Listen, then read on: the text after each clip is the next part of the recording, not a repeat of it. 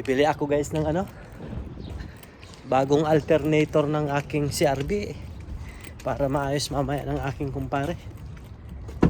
Ay, ang init. Wow. Pag sinabing mainit, talaga namang napakainit din. Sakit sa puwet.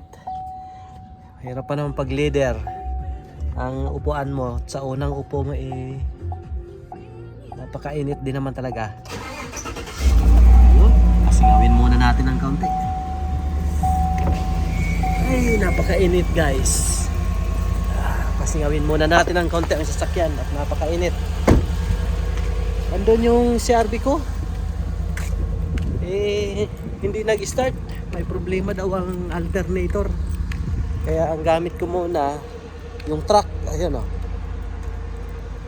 Truck ng ating kaibigan yan. Yan yung CRV. At hindi gumana. Brand new ang kanyang battery. Yun nga lang, hindi gumana dahil may problema daw ang alternator. So kaya kailangan makabili tayo ngayon. Habang day off. Pero super init ha. Buti medyo mahangin-hangin, pero pag pumasok ka kasi sa sasakyan, kaka-start lang kasi guys, kaya napakainit. Kaya pasingawin muna natin ang kaunti. Dito muna tayo. Ayan guys, nakikita nyo guys yung mga puno guys oh. Ano na? Nakikita na ang mga dahon.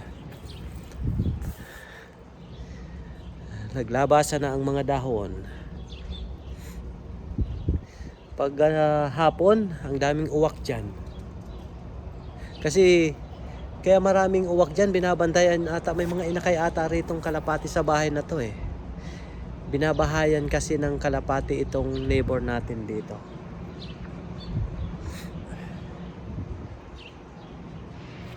Okay na siguro, hindi na siguro masyadong mainit.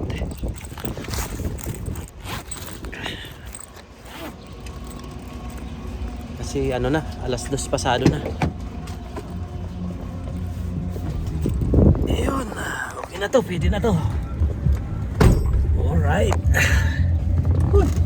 Init pa rin guys, grabe, sobrang init.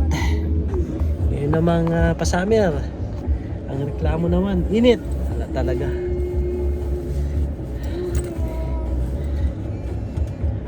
Ayan. And guys, mag-ingat po tayo parati. Once again, salamat sa inyong suporta. At sa ating mga kababayan dito sa Regina, mayroon tayong gaganaping concert this coming November 6, ang IRAS cover and GM Ballis